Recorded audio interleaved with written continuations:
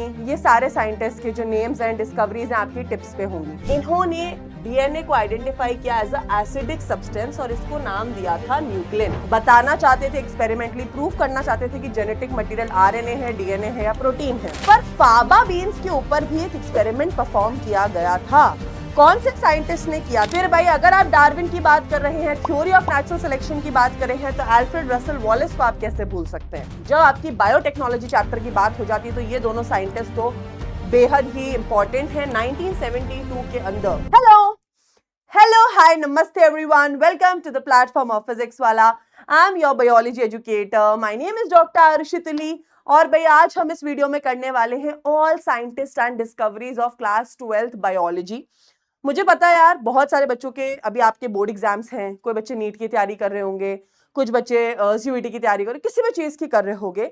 Scientist and discoveries के ऊपर 1 marker question हो गया आपके बोर्ड एग्जाम्स में, आपके नीट के एग्जाम में, तो ये चीजें बहुत इंपॉर्टेंट ही हैं। प्लस इस वीडियो को आप लोगों को 2x की स्पीड पे देखना है ताकि आप मेरे साथ हर चीज को कवर कर सको। इस वीडियो का सिंपल सा फंडा क्या है, ये वीडियो की जो ड्यूरेशन है वो भी बहुत छोटी रहेगी। प्लस ये वीडियो आपको अपने एग्जाम से एक दिन पहले भी देखना है ताकि आपका एक मिनी रिवीजन भी हो जाएगा। ट्रस्ट मी, वीडियो को 1 या 2 या 3 बार देख लोगे, 5-5 मिनट मतलब टोटल 15 मिनट में, ट्रस्ट मी ये सारे साइंटिस्ट के जो नेम्स एंड डिस्कवरीज हैं आपकी टिप्स पे होंगी। इसी तरीके से आपको खूब सारे वीडियोस मिलेंगे बेटा, डायग्राम्स के भी मिलेंगे, कॉम्पिटेंसी बेस्ड भी, सब कुछ। बस ट्रस्ट ऑन मी, ठीक है? तो भाई साइंटिस्ट एंड डिस्कवरीज जितनी भी हैं आपकी क्लास 12th बायोलॉजी की, आ जाइए, इन्हें करते हैं कवर। तो सबसे पहले मैं आपको ये चीज क्लियर कर देती हूं, when we talk about scientist, NCERT के हर चैप्टर से पहले कहीं ना कहीं कुछ साइंटिस्ट की फोटो और उनका नेम दे रखा है, ठीक है? जैसे सेक्सुअल रिप्रोडक्शन फ्लावरिंग प्लांट से पहले पंचनन महेश्वरी जी के बारे में दे रखा है, तो वो पेजेस को एक गो थ्रू दे देना, क्योंकि वी कैन नॉट से कि कहीं बार वहां से भी क्वेश्चन उठ के आ जाता है बेटा। अगर नीट में उठ के आ सकता है, आपके सीबीएसई बोर्ड एग्जाम में भी उठ के आ सकता है, कहीं से भी आ सकता है। तो जितने भी साइंटिस्ट आपके हर यूनिट से पहले दे रखे उनके बारे में एक डिटेल पढ़ना। अगर आप लोग मेरे से पढ़ते हैं तो मैं अपने हर लेक्चर में वो चीज कवर कराती हूँ। अब टॉकिंग अबाउट द साइंटिस्ट, आपके सेक्सुअल रिप्रोडक्शन फ्लावरिंग प्लांट्स हो गया, ह्यूमन रिप्रोडक्शन हो गया, रिप्रोडक्टिव हेल्थ हो गया, उनके अंदर एज सच कोई साइंटिस्ट के जो नाम है वहां मेंशन नहीं है। ये जो हमारे मेजर साइंटिस्ट के नाम जो हमारे एग्जाम्स में आते हैं वो शुरू होते हैं हमारे प्रिंसिपल्स ऑफ इनहेरिटेंस से। तो वही हम सबसे पहली बात करने वाले हैं ग्रिगोर मेंडल की, जिन्होंने लॉ ऑफ इनहेरिटेंस दिया था बेटा, जिसमें आपका law of dominance, law of incomplete dominance, law of segregation, ठीक है? यहाँ पे फिर बेटा कुछ 3 साइंटिस्ट थे, क्योंकि यार मेंडल का ड्यू टू कम्युनिकेशन उस टाइम इतनी जो चीजें हैं जैसे फोन, मेल, कंप्यूटर्स नहीं थे, तो उनका वर्क इतना रिकॉग्नाइज नहीं हुआ था। पर 3 साइंटिस्ट ने मिलके रीडिस्कवर किया था मेंडल का वर्क। उन 3 साइंटिस्ट के नाम आपके एनसीईआरटी की बुक में दे रखे हैं, दीरीज, कॉरेंस एंड वॉन्टी। ये रीडिस्कवर्ड मेंडल्स वर्क, इन्होंने मेंडल का वर्क जो है क्या किया है, रीडिस्कवर। फिर आते हैं वॉल्टर, सटन एंड बोवरी। तो भाई इनका तो सिंपल सा फंडा था, proposed chromosomal theory of inheritance. Direct question आता है, इस थ्योरी पे क्वेश्चन आता है तो आपको साइंटिस्ट का नाम तो मेंशन करना ही पड़ता है। फिर भाई आई नो ये थॉमस हंट मॉर्गन बहुत लोगों के हेटेड साइंटिस्ट भी होते हैं, क्योंकि बहुत लोगों को इसका क्रॉस बनाने में दिक्कत आती है, but trust me it is one of the easiest cross, और अगर आप मेरे से पढ़ते it would be very easy for you. Thomas Hunt Morgan ने experimental verification of chromosomal theory of inheritance किया था, ठीक है? ड्रोसोफिला मेलानोगास्टर पे किया था इन्होंने इसी थ्योरी को एक्सपेरिमेंटल प्रूफ किया था, ठीक है? फिर आते हैं हमारे नेक्स्ट साइंटिस्ट जिनका नाम है लैंगडॉन डाउन। इन्होंने भाई 1866 के अंदर डाउन सिंड्रोम को डिस्क्राइब किया था, इन्हीं के सरनेम से इस बीमारी का जो नाम है मेंशन किया गया है। फिर आ जाते हैं हमारे मॉलिक्यूलर बेसिस ऑफ इनहेरिटेंस वाले चैप्टर पे। वहां पर तो भाई बहुत सारे साइंटिस्ट की बारिश हो रही थी। फ्रेडरिक मिशर, ठीक है? इनके बारे में क्या दे रखा है कि भाई 1869 के अंदर इन्होंने डीएनए को आइडेंटिफाई किया एज अ एसिडिक सब्सटेंस और इसको नाम दिया था न्यूक्लिन। तो बहुत बार क्वेश्चन आता है कि भाई मिशर जी ने क्या नाम दिया था, न्यूक्लिन नाम दिया था। किसको दिया था? नेगेटिवली चार्ज्ड डीएनए को दिया था जो एसिडिक है नेचर में, ठीक है? कौन से ईयर में दिया था? 1869 में दिया था। फिर है वॉटसन एंड क्रिक, जिन्होंने 1953 के अंदर double helical structure of DNA दिया था। इनके बारे में आपकी जेनेटिक्स यूनिट से पहले भी पूरा बकायदा एक पेज दे रखा है इनके बारे में। तो यार आप इंपॉर्टेंस जान सकते हैं साइंटिस्ट की, क्वेश्चन बन सकता है। फिर आते हैं हमारे बहुत ही प्यारे साइंटिस्ट जिनका एक्सपेरिमेंट हर बच्चे को बहुत पसंद होता है और बहुत इजी होता है, फ्रेडरिक ग्रिफिथ। इन्होंने 1928 के अंदर ट्रांसफॉर्मिंग प्रिंसिपल किया था। इन्होंने बेटा चूहे के ऊपर एक्सपेरिमेंट किया था। कौन सा बैक्टीरिया इन्होंने यूज किया था? Streptococcus pneumonia, right.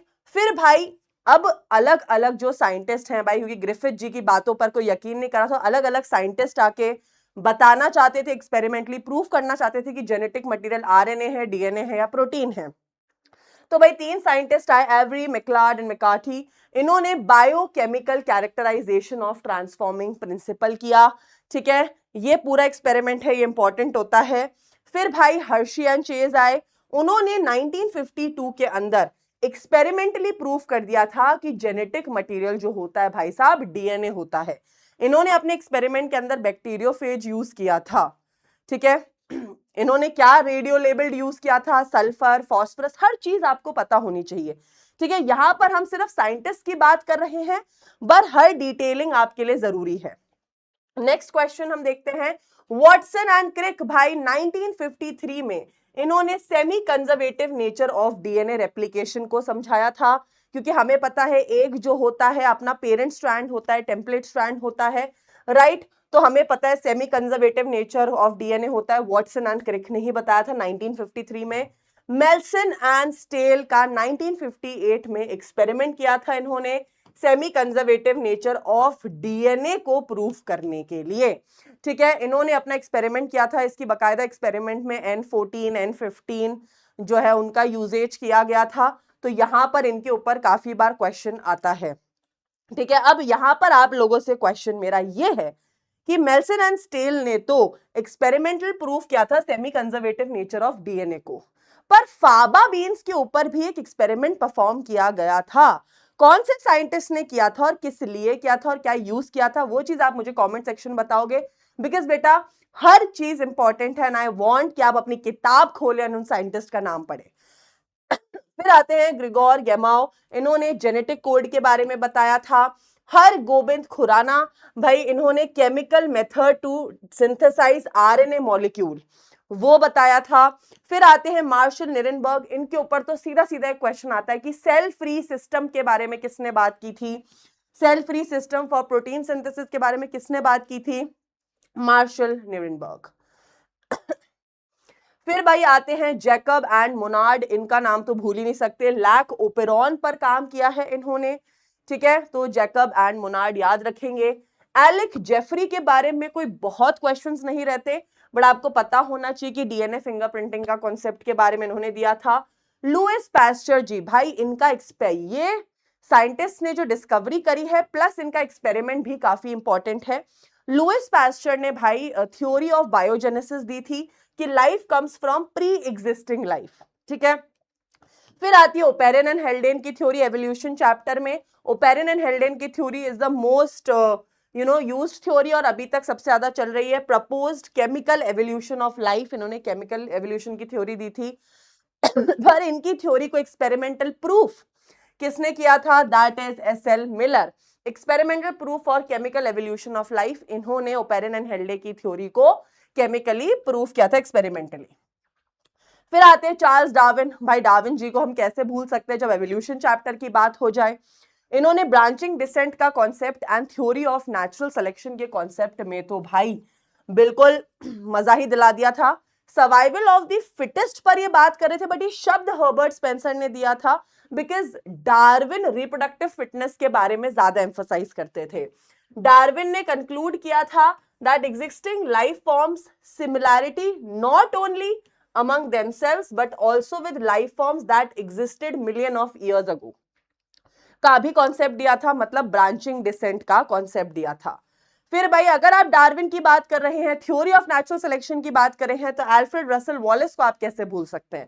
तो अल्फ्रेड वॉलेस ने भाई थ्योरी ऑफ नेचुरल सिलेक्शन जैसा ही सेम डार्विन जैसे ही रिजल्ट्स जो है, डार्विन भाई गैलापागोस आइलैंड पे गए थे, अल्फ्रेड रसल वॉलेस जो है मलई आर्चिपेलागो आइलैंड पे गए थे, काफी सिमिलर कंक्लूजन्स दिए थे। That is co developed theory of natural selection with Darwin. फिर आते हैं Ernest Haeckel. Ernest Haeckel embryological support for evolution, जब आप एविडेंसेस ऑफ एवोल्यूशन पढ़ते हैं उसमें एम्ब्रियोलॉजिकल एविडेंस में इन्होंने काफी बड़ी डेफिनेशन और रोल दिया है। फिर कार्ल वॉन बेयर आए थे जिन्होंने डिसअप्रूव किया था अर्नेस्ट हैकल के एम्ब्रियोलॉजिकल जो एविडेंस है उसको और सपोर्ट फॉर एवोल्यूशन पर बात की थी। फिर भाई लेमार्क आए, हाय लेमार्क जी तो स्वीटेस्ट थे भाई। लेमार्क जी ने दो थ्योरी दी थी, that is theory of use and disuse of organ and theory of inheritance of acquired characters. तो यहाँ पे use and disuse of organs and theory of inheritance of acquired characters पे बात की थी। फिर आते हैं थॉमस मैल्थस, ये जो साइंटिस्ट थे इनसे डार्विन बहुत ज्यादा मतलब इंस्पायर्ड थे अपनी थ्योरी के लिए भी। His work inspired Darwin for redefining theory of natural selection, stating the reason for meaningful competition between member of same species. क्योंकि भाई जो थॉमस मैल्थस है इन्होंने पॉपुलेशन थ्योरी दी थी, इनकी थ्योरी से बहुत इंस्पायर हुए थे डार्विन। उन्होंने बताया था कि हमारा इंट्रास्पेसिफिक कंपटीशन होता है अमंग स्पीशीज। फिर ह्यूगो दी रीस थे जिन्होंने म्यूटेशन थ्योरी दी थी और इन्होंने भाई इवनिंग प्राइमरोज पौधे पे काम किया था और इन्होंने एक शब्द दिया था सॉल्टेशन। सॉल्टेशन क्या होता है ये चीज तो मुझे कमेंट सेक्शन में बताओगे अगेन। हार्डी विनबर्ग जी जो थे इन्होंने फ्रीक्वेंसी के बारे में बात की थी। Frequency of occurrence of alleles remain fixed, p plus q equals to 1 होता है। डोमिनेंट और रिसेसिव एलील भाई स्टेबिलिटी शो करते हैं, दैट इज 1। फिर कैरी मुलिस, इनके बारे में आपको ज्यादा डिटेल में जानने की जरूरत नहीं है, इन्होंने पीसीआर जो टेक्निक है पॉलीमरेज चेन रिएक्शन डेवलप किया था। फिर आते हैं दैट इज है ना आपके कोहेन एंड बॉयर। जब आपकी बायोटेक्नोलॉजी चैप्टर की बात हो जाती है तो ये दोनों साइंटिस्ट तो बेहद ही इंपॉर्टेंट है। 1972 के अंदर है ना यहाँ पे इन्होंने फर्स्ट रिकॉम्बिनेंट डीएनए डिस्कवर किया था। इली लिली जो है इली लिली कंपनी थी, इन्होंने 1983 के अंदर पहला आर्टिफिशियली सिंथेसाइज्ड ह्यूमन इंसुलिन बनाया था जिसका नाम था ह्यूम्युलिन। ठीक है। फिर रामदेव मिश्रा जो है इनके बारे में बेटा जब आपकी इकोलॉजी की यूनिट शुरू होती है तो इनके बारे में बकायदा प्रोफेसर रामदेव मिश्रा के बारे में बताया गया कि he was the father of Indian ecology. इन्होंने दिल्ली यूनिवर्सिटी के डिफरेंट डिपार्टमेंट सेटअप किए हैं, इंपॉर्टेंट साइंटिस्ट है। Edward Wilson is called as the father of biodiversity. Alexander von Humboldt, he is the father of ecology as well as इन्होंने species area relationship बताया था। Paul enrich important है क्योंकि इन्होंने river पॉपेट hypothesis दिया था जो आपके बोर्ड एग्जामिनर को पसंद रहता है टॉपिक। फिर अर्नेस्ट हैकल ने कॉइन भी किया था टर्म इकोलॉजी। अलेक्जेंडर वॉन हिम्बोल्ट को हम फादर ऑफ इकोलॉजी भी कहते हैं और टैंसले को हम फादर ऑफ इकोसिस्टम कहते हैं। अब यहाँ बहुत बच्चे बोलेंगे कि ओडम साइंटिस्ट का भी नाम दिया गया है। यार ओडम जी को हम फादर ऑफ मॉडर्न जो है इकोलॉजी भी कहते हैं प्लस, बट आपको सिर्फ इतने ही नाम याद रखने हैं, इतने ही नाम आपके लिए इंपॉर्टेंट है। ठीक है। अब जो भी क्वेश्चंस मैंने आपसे इस वीडियो के बीच में पूछे हैं उनके रिप्लाई मुझे कमेंट सेक्शन में चाहिए। अच्छे से पढ़ाई करनी है एंड मचा देना है भाई। All the best everyone, I hope it helps. Bye bye.